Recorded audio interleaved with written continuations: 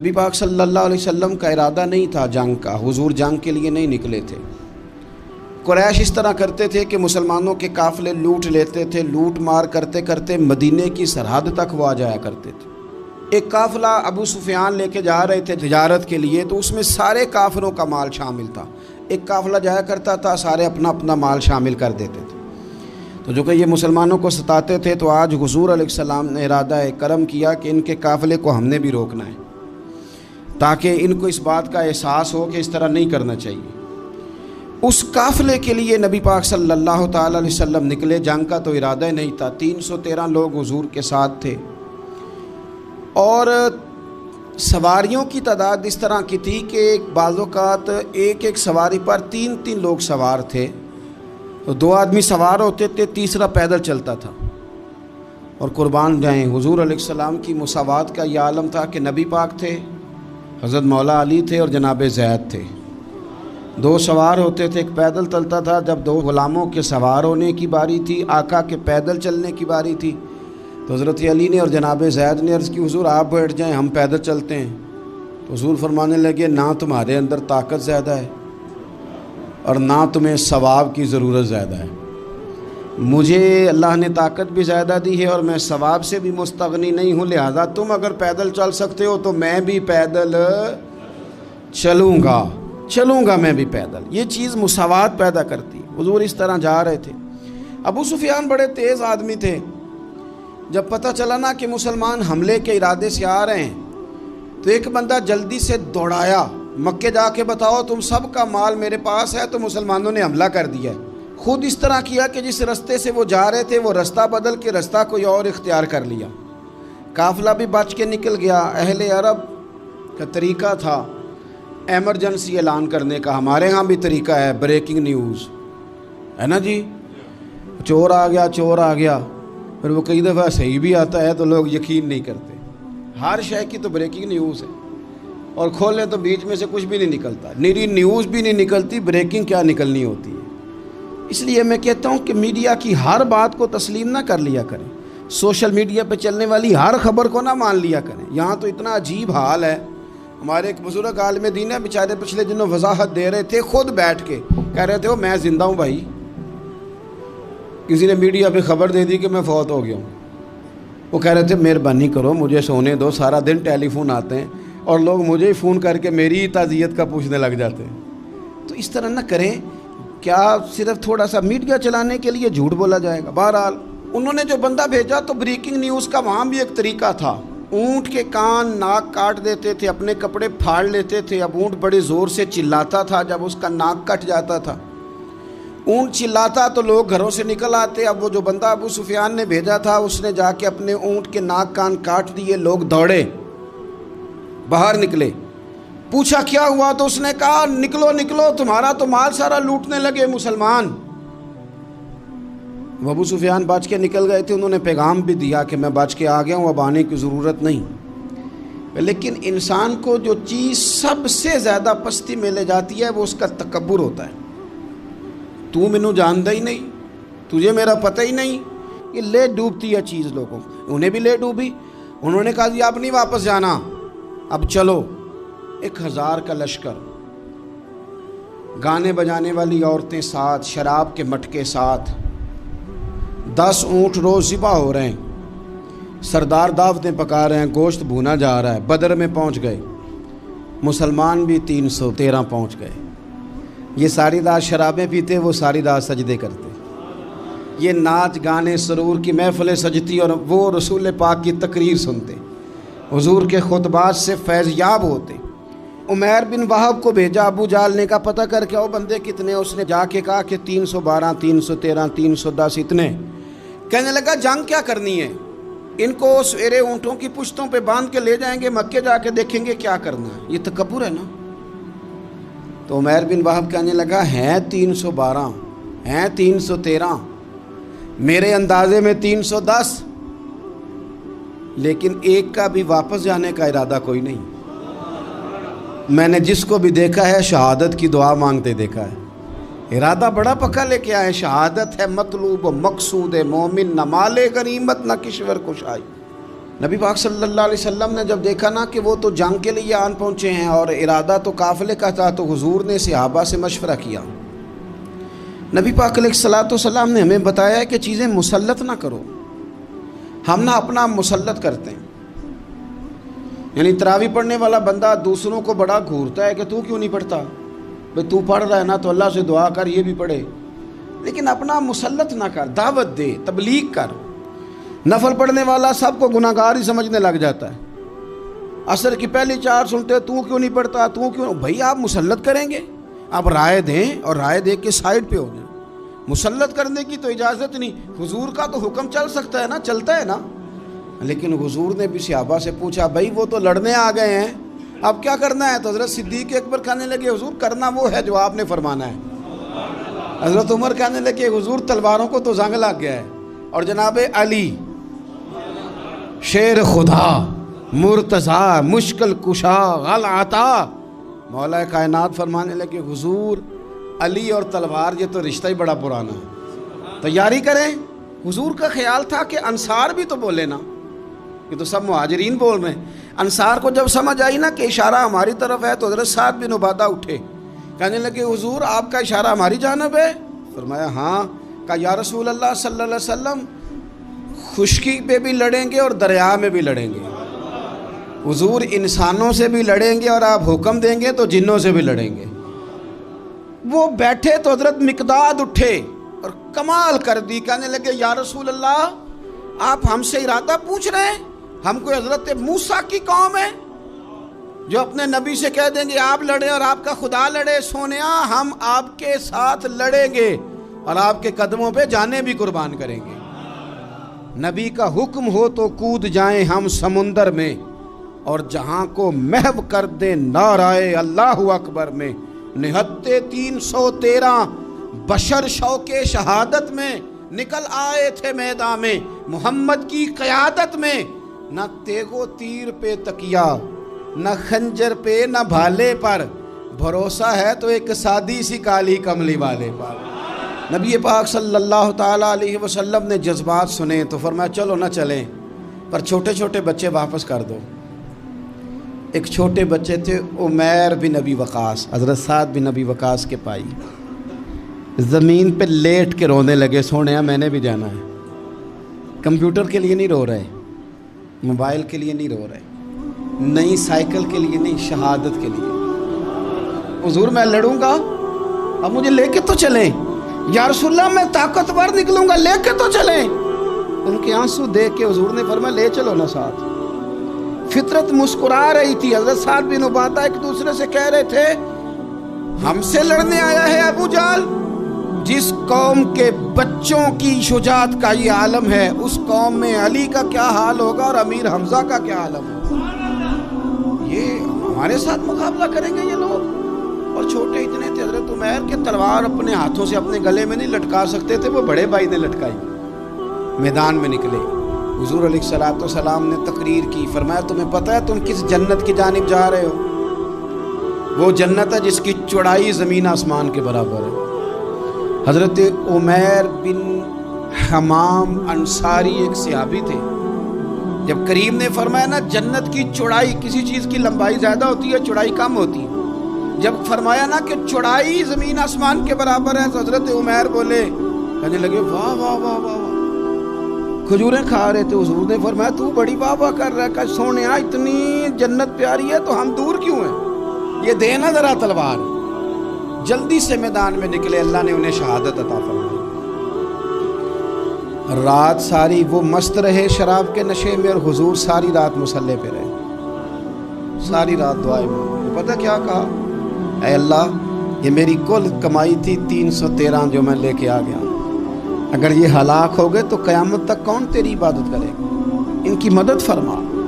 اور ایک رات پہلے صفیں بھی سیدھی کرائیں، بلکہ صفیں سیدھی کراتے حضرت سواد کے پیٹ پہ چھڑی لگ گئی تو انہوں نے کہا حضور بدلا دیں. حضور نے کپڑا ہٹایا تو انہوں نے وجود چومنا شروع کر دیا. حضور نے ہمیں سبق دیا کہ صفیں بھی سیدھی کرانی ہے اور دعائیں بھی کرانی ہیں. صف بھی سیدھی ہو، مصلی بھی آباد، دونوں کام کرنے، اور پھر توکل ہو اور تمہارا دل جمے کہ انشاءاللہ فتح اللہ مسلمانوں کو دے گا، رونے نہ رویا کرو، معیشت کے، معاشرت کے، غریبی کے، تنگ دستی کے، فقیری کے رونے نہ رو، اللہ کی مدد کو آواز دو۔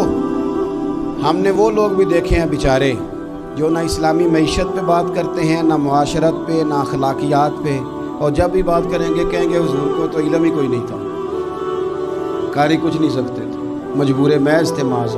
یہ تقریریں کریں گے۔ یہ مسلم شریف کی حدیث ہے، کوئی اختلاف والی بات نہیں، پر بعض اوقات نا دل کو تکلیف ہوتی ہے کہ یار اس طرح کی باتیں کیوں کرتے ہو۔ یہ مسلم ہے۔ حضرت انس بن مالک فرماتے ہیں ایک رات پہلے حضور نے چھڑی پکڑی اور میدان بدر میں جا کے فرمایا، لکیر کھینچ کے فرمایا یہاں ابو جہل مرے گا، یہاں عتبہ مرے گا، یہاں شیبہ، یہاں ولید مرے گا۔ حضور نے لکیریں کھینچی۔ فرماتے ہیں باقی لوگ جنگ لڑ رہے تھے اور میں چپ کے لکیریں بھی دیکھ رہا تھا کہ حضور نے لگائی تھی۔ فرماتے ہیں اللہ کی عزت کی قسم کوئی کافر 1 انچ بھی ادھر ادھر نہیں ہوا، جہاں نبی پاک نے لکیر لگا دی تھی وہیں مرا ہے۔ یہ شان اللہ نے حضور کو دی ہے، حضور کے علم مبارک کا یہ کمال ہے۔ نہ اس طرح کی باتیں کریں جس سے امت تقسیم ہو۔ سویرے جنگ شروع ہوئی، صبح 3 کافر میدان میں نکلے، عتبہ، شیبہ اور ولید، 3 انصاری مسلمانوں کی جانب سے مقابلے میں نکلے، لیکن وہ تکبر جو ہوتا ہے نا وہ جان چھوڑتا نہیں۔ تو ولید کہنے لگا، عتبہ شیبہ کہنے لگے ہم نے نہیں ان سے لڑنا، یہ تو ہمارے پائے کے ہی نہیں، کوئی قریش میں سے بھیجو، قریش میں سے۔ آپ نے کون سا ناراض ہونا ہے، ویسے چودھریوں کے بچے، سیٹھوں کے بچے کچھ بھی نہیں کر پاتے، کیونکہ ساری زندگی لوگ چودھری صاحب کہہ کے دماغ ہی نہیں ٹھیک ہونے دیتے، وہ رہ جاتا ہے کام سے ہی۔ میرے حضرت صاحب فرمایا کرتے تھے، میرے استاد جی، کسی گھر میں علم چلا جائے تو کئی دفعہ نکل آتا ہے، لیکن کسی گھر میں پیری مریدی چلی جائے وہ نہیں نکلتی، کیونکہ پیر کا بیٹا جس طرح کا بھی ہو لوگ پیر مان ہی لیتے ہیں۔ اور اسی طرح کسی گھر میں چودراہٹ چلی جائے تو وہ بھی باہر نہیں آتی۔ بچوں کو لوگ چودھری کہہ دیتے ہیں، وہ اس بیچارے کا بھی دماغ خراب ہوتا ہے، کچھ کر ہی نہیں پاتا۔ یہ چودراہٹ ہر جگہ مصیبت کھڑی کرتی ہے، اللہ ماشاء اللہ۔ ولید کہنے لگا ہم نے نہیں لڑنا، یہ تمہارے پائے کے بندے پہ جو انصاریوں سے لڑے۔ فطرت مسکرا کے کہہ رہی تھی لگتا ہے تمہارا جلدی مرنے کا ارادہ ہے، ٹھیک ہے۔ پھر نبی کریم نے فرمایا ٹھیک ہو گیا، چلو۔ ابو عبیدہ بن جراح اٹھے، حضرت عبیدہ اٹھے، حضور نے فرمایا اب اللہ کا شہر امیر حمزہ اٹھے، حضرت امیر حمزہ اٹھے۔ تیسرے نمبر پہ حضور نے فرمایا یا علی یکم، علی اٹھنا جار ذرا نکلنا میدان میں۔ دیواریں ہلتی رہتی ہیں اور در کانپ جاتا ہے، علی کا نام سن کے اب بھی خیبر کانپ جاتا ہے۔ حضرت علی شیر خدا رضی اللہ تعالیٰ، مولا کائنات اٹھے، حضرت امیر حمزہ اٹھے، حضرت عبیدہ اٹھے، عتبہ کے مقابلے میں گئے، حضرت امیر حمزہ قتل کیا اپنے دشمن۔ شیبہ کے مقابلے میں گئے حضرت عبیدہ، لیکن حضرت عبیدہ بوڑھے تھے، اس نے ان پہ حملہ کیا، ان کا پیر کاٹ دیا۔ حضرت علی نکلے ولید کے مقابلے میں، 2 ہی ضربے لگائیں، ولید کا سر کاٹ کے حضرت عبیدہ کی مدد کو بھی پہنچ گئے حضرت علی، اس کو بھی قتل کیا۔ پھر حضرت عبیدہ کو اپنے کندھوں پہ اٹھایا، نبی پاک کی بارگاہ میں لائے، انہوں نے حضور کے قدموں کو چوم کے کہا حضور مجھے شہادت ملی کہ نہیں ملی؟ تو نبی پاک نے فرمایا رب نے تمہیں شہادت کا درجہ دے دیا۔ اب میدان میں جہاد شروع ہوا، لڑائی شروع ہوئی، لوگ نکلے۔ حضرت زبیر بن عوام بھی برچھی لے کے، ایک کافر نکلا، آس اس کا نام تھا، وہ سارا لوہے کا لباس پہن کے آ گیا، صرف آنکھیں نظر آ رہی، بڑے مسلمانوں کو زخمی کر رہا تھا، اب کیسے لڑیں اس کے خلاف؟ تو حضرت زبیر بن عوام کے ہاتھ میں برچھی تھی، بس آنکھیں نظر، اتنی زور سے اللہ اکبر کہہ کے برچھی ماری نا کہ اس کا آپ نے گلا ہی کاٹ کے رکھ دیا، ہر چیز اس کے دماغ سے باہر نکل آئی، زمین پہ تڑپا۔ وہ برچھی اتنی پسند آئی نبی پاک کو، حضور کو صرف تسبیح پسند نہیں آتی، برچھی بھی پسند آتی، حضور کو صرف تلاوت والا مومن نہیں جہاد والا بھی پسند آتا ہے۔ اصل پتہ مسئلہ کیا ہے کہ مسلمان نا ایک چیز دیتے ہیں پھر اسی کا شکار ہو، دوسری کو چھوڑ دیتے ہیں۔ دین ہمہ پہلو ہے، آپ سجدے کی بات بھی کریں، جہاد کی بھی کریں، دونوں دین ہیں۔ اور یہ یاد رکھیں کہ اسی سے مسلمان مضبوط ہوتا ہے۔ حضور کو برچھی اتنی پسند آئی کہ آپ کو بخاری میں ملے گا، نبی پاک نے برچھی لے کے بطور یادگار کے اپنے پاس رکھ لی۔ پھر وہ برچی حضرت صدیق اکبر کے پاس رہی، پھر وہ برچی حضرت عمر کے پاس رہی، پھر حضرت عثمان کے پاس رہی، پھر مولا علی کے پاس رہی۔ میں ان لوگوں کو کیا کہوں جنہوں نے مکے مدینے میں نبی پاک کی یادیں مٹا دی ہیں۔ سونے نے تو صحابہ کی یادگار تلواریں بھی سنبھال کے رکھی، اور تم نے حضور نے جس کنویں سے پانی پیا تھا وہ کنواں ختم کر دیا، تم نے جہاں حضور نے غسل کیا تھا وہ جگہ ختم کر دی۔ کیا بات کرتے ہو صاحب، وہ جگہیں تو ہمارے لیے چومنے کے لائق تھی اور آنے والی نسل کو وہاں عقیدت کے پھول برسانے تھے۔ تم نے کیا سلوک کیا؟ جنگ آگے بڑھی، تلواریں چمکی، 2 چھوٹے بچے۔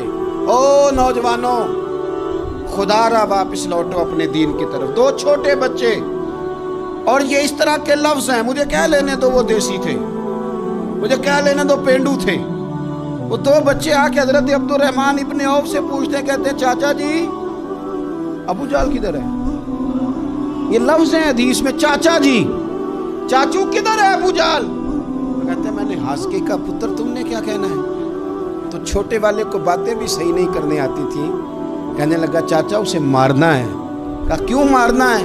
کہا اس لیے کہ ہم نے سنا ہے وہ ہمارے نبی کو برا کہتا ہے معاذ اللہ۔ کہا تم اگر نام مار سکے تو چھوٹا کہہ رہا ہے، کہتا نام مار سکے تو مریں گے تو صحیح نا حضور کے نام پر۔ حفیظ جلندری کہتے ہیں وہ کہہ رہا تھا مریں گے یا ماریں گے اس ناری کو، سنا ہے گالیاں دیتا ہے وہ محبوب باری کو، معاذ اللہ حضور کو برا کہتا ہے۔ میدان میں آئے دونوں، زور زور سے تلواریں ماری، گھوڑے سے گرا لیا ابو جہل کو۔ حضرت معاذ جو تھے بڑے والے، ان کا بازو کٹ گیا، تھوڑا سا گوشت سا لٹک رہا تھا۔ یہ نرم و نازک بچے ہمارے، یہ میدانوں میں کام کریں گے، جن کو تھکاوٹ ہوتی ہے، جو پیناڈال کی گولی کھا کے سوتے ہیں رات کو، بازو لٹک رہا تھا۔ حضرت معاذ نے اس پر اپنا پیر رکھا، جھٹکا دے کے اتار دیا۔ حضرت عبداللہ ابن مسعود کو کہا، انہوں نے گردن کاٹ دی ابو جہل کی۔ دونوں تلواریں لے کے حضور کے پاس گئے۔ چھوٹا کہتا ہے حضور میں نے مارا ہے، بڑا کہتا ہے حضور میں نے مارا۔ کہتا ہے نہیں تو پیچھے تھا، میں نے مارا ہے۔ وہ کہتے نہیں تو بعد میں آیا تھا، میں نے مارا ہے۔ فرمایا تلواریں دکھاؤ نا۔ جب تلواریں دکھائیں تو حضور فرمانے لگے تم دونوں نہیں مارا ہے، برابر کا ثواب ہے۔ جس کا بازو کٹا تھا کریم رسول نے فرمایا ادھر لا نا بازو، وہ بازو لائے، حضور نے اسی جگہ رکھ کے نا دوبارہ لعاب دہن لگایا۔ حضرت معاذ حضرت عثمان غنی کے زمانے تک موجود رہے۔ فرماتے ہیں کٹنے سے پہلے طاقت کم تھی، جب حضور نے جوڑا ہے تو طاقت پہلے سے زیادہ ہو گئی ہے، پہلے سے زیادہ ہو گئی ہے طاقت۔